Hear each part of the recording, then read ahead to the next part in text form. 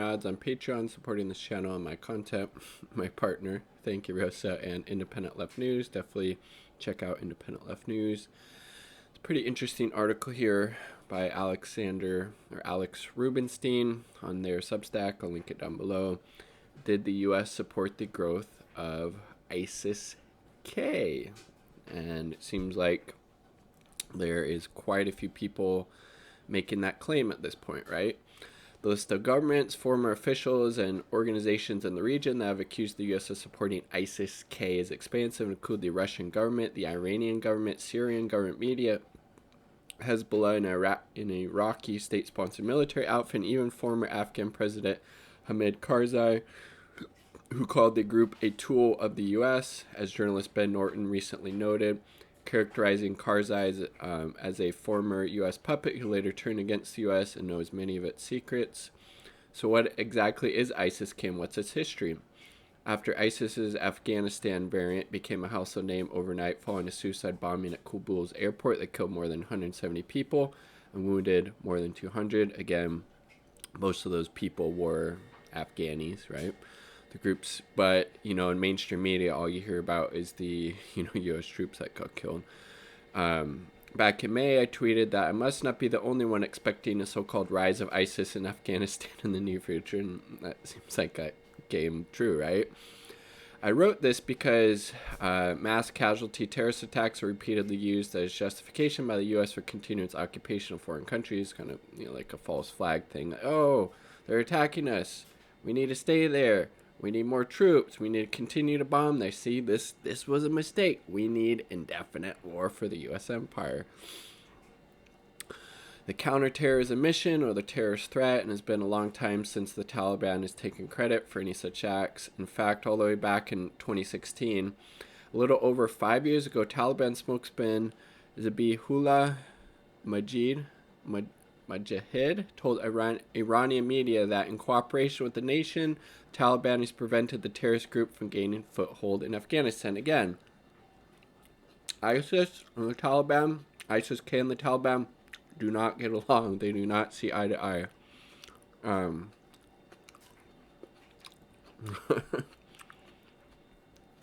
Strongest argument in favor of U.S. withdrawal put forward by the Biden admin is that the U.S. states completed its counterterrorism mission in Afghanistan. The attack by ISIS-K in the Kabul airport collapses this argument, so it benefits those who would prefer to see the Afghanistan permanently occupied by the U.S. And there's a lot in government, frankly, both sides of the aisle that would love to see that, right? It's also not the action of a calculating terrorist group. Why commit mass violence at such a critical juncture? Why do it all when all eyes are on Afghanistan and many in the Pentagon and NATO are looking for an excuse to invade again? CNN's Clarissa Ward, oh my god, she's just trash. Somebody kind of made me aware of them. Haza, thank you. She's just horrible. They were able to interview a senior ISIS-K commander 2 weeks before the attack who made these points. The commander told CNN that the group was lying low and waiting for its moment to strike. While the U.S.-backed government was still in power in Kabul, the ISIS-K commander told Ward that it's no problem for him to get through checkpoints and come right into the capital. He even let CNN crew film his entrance into the city. In the absurd interview, CNN sat in a hotel room with the supposed ISIS-K leader and reported and protect his identity. Ward asked him comically upfront questions like, "Are you interested in ultimately carrying out international attacks?" In response to the question about their plans for expansion in Afghanistan following a U.S. withdrawal, the commander said, "Instead of currently operating, we have turned to recruiting only to utilize the opportunity to do our recruitment. But when the foreigners and people of the world leave Afghanistan, we can restart our operation. What changed? This is not to say definitely the ISIS-K attack was a false flag, but there are many holes in the narrative that demand scrutiny. It's worth noting here that the U.S. is in charge of security at the airport until August 31st, while the Taliban controls the surrounding area. Moreover, the United States had advanced knowledge of the attack. Think about that. Because of the security threats outside the gates of Kabul airport, we are advising U.S. citizens to avoid traveling to the airport and to avoid airport gates at this time. Read an August 25th security alert on the U.S. Embassy in Afghanistan website. U.S. citizens who are at the Abbey Gate, East Gate, and North Gate now should leave immediately. Britain and Australia issued similar warnings. Following day, a suicide bomber blew himself up and killed scores of people. Additionally, U.S. forces reportedly gunned down a large number of people as well. Many we spoke to, including eyewitnesses, said significant numbers of those killed were shot dead by U.S. forces in the panic after the blast, tweeted BBC correspondent Sekunder Karamani, who reported from the area. The very next day after the attack, U.S. United States Central Command announced that the U.S. military forces conducted an over-the-horizon counterterrorism operation today against the ISIS-K planner. The unnamed airstrike occurred unmanned, so from a drone, death by remote control, right? Occurred in the Nangarhar province of Afghanistan. In short, the U.S. knew attack was coming. Attack happened. Then within 24 hours, the U.S. announced it had killed the perpetrator, saying initial indications are that we killed the target. And on Saturday, U.S. forces demolished a CIA base in the country. These facts give more questions than answers. Why was the U.S. unable to prevent the attack, giving the military and intelligence community the benefit of the doubt that they don't know who was going to attack and therefore could not have prevented it? How did they figure it out so quickly after the attack?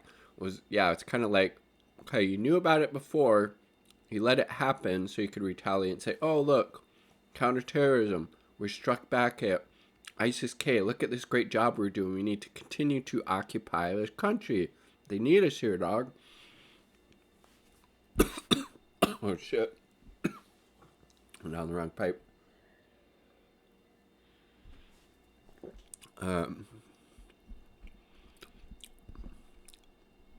Excuse me.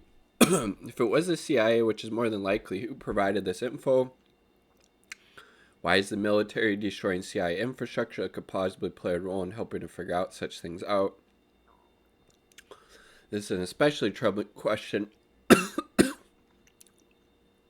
Whew, Jesus Christ. Considering that less than a few hours before Biden, the New York Times reported that U.S. troops destroyed a CIA base, President Biden said military commanders informed him that another attack on the airport is highly likely in the next 24 to 26 hours.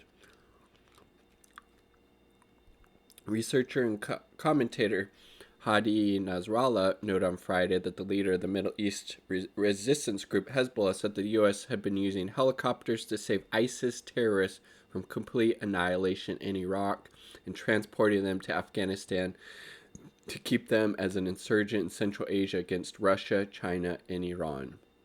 If you know anything at all about U.S., foreign policy, it's completely within the realm of possibility and very plausible that the U.S. empire would do, something like this, literally saving these, ISIS fighters, these, jihadists, these, fundamentalists, very, very radical forces, taking them out of Iraq. Again, ISIS was created in Iraq after the power vacuum that was created by the, illegal, disastrous war and occupation of that country. Those are the conditions that led to the creation of ISIS. And then Hezbollah researcher and commentator were saying, U.S. is actually taking these ISIS people from Afghanistan, taking them out of Iraq, transporting them to Afghanistan in order, to support the U.S.'s geopolitical interest, and hopefully that these, people would start going after, the enemies of the U.S. empire, Russia, China, and Iran. Hezbollah is not the first player in this area to make the accusation. The U.S. setting up a rat line via helicopter flights to Afghanistan for ISIS, Russia, and Iran, which borders Afghanistan, have been for some time. As Hadi Nasrallah noted, Syria and Iraq have said more or less the same, with Syrian state media Sana saying in 2017, reporting that, quote, U.S. helicopters transported between 40 and 75 ISIS militants from Hasaka, north of Syria, to an unknown area, very well could have been, into Afghanistan, right? As Hadi Nasrallah pointed out, The same thing was reported for years in Iraq by the Iraqi Popular Mobilization Force. I believe that's called the PMF, right? Along with reports that U.S. helicopters dropped aid for ISIS.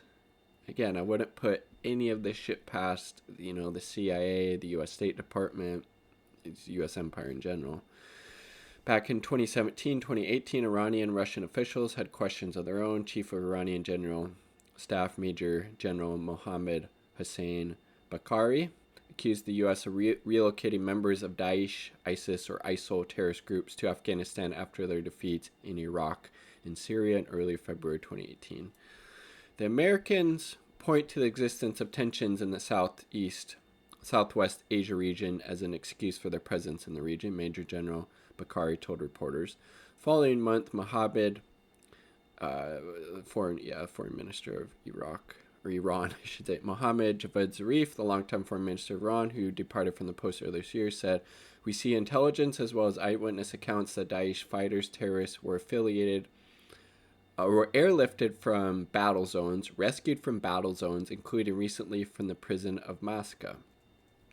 Iran and Russia have consistently alleged that unmarked helicopters are flying into regions of Afghanistan where ISIS had a foothold, but as Javad Zarif pointed out in March of 2018, this time it wasn't unmarked helicopters. They were American helicopters taking Daesh out of Hasqa prison. Where did they take them? Now we don't know where they took them, but we see the outcomes. We see more and more violence in Pakistan, more and more violence in Afghanistan, taking a sectarian flavor. As the U.S. government propaganda outlet Voice of America wrote at that time in 2018, the terrorist group uses Nangarhar as its main base to launch attacks elsewhere in Afghanistan. This is the same province the U.S. struck with an unmanned drone the day following the attack on the airport.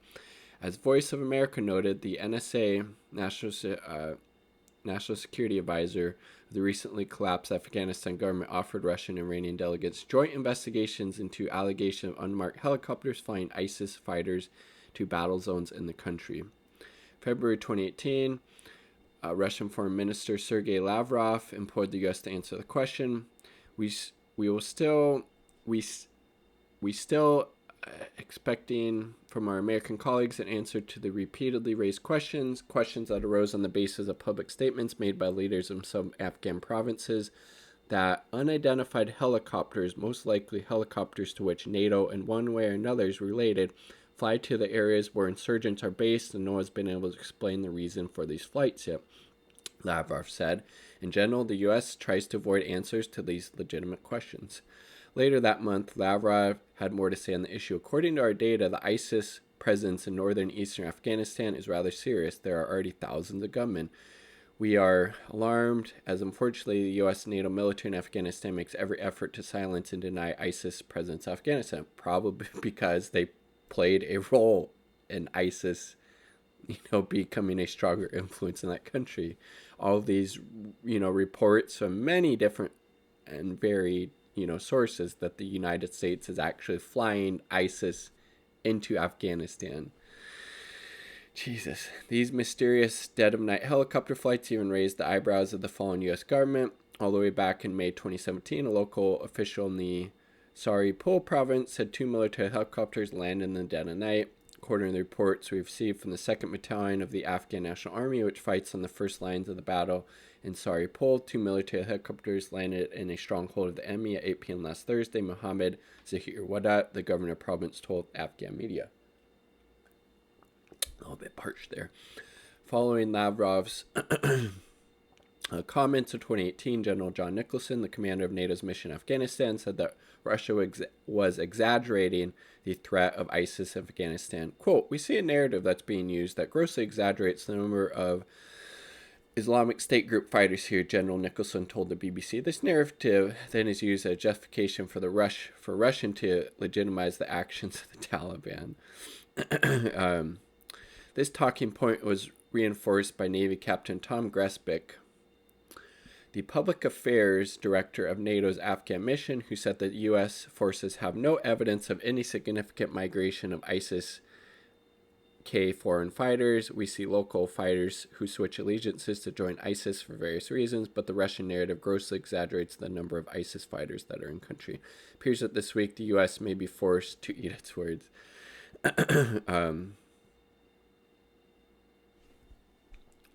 Well, good work. Kind of like that or no? There we go. Oh, that's not. Gotta sign up. I need to sign up. Fuck out. Well, that was. Can I just go back or no? Let's see. There we go. Very, very interesting.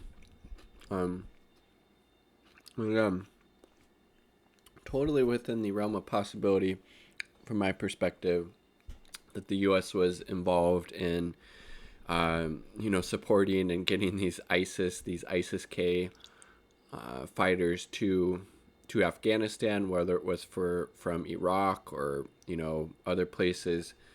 Completely seems like something in the wheelhouse of the U.S. empire military industrial complex to do in order to support their imperial and geopolitical interest in the region. So pretty interesting. Nice work, Alex Rubenstein. Check out this article, link it down below, and he does great work overall.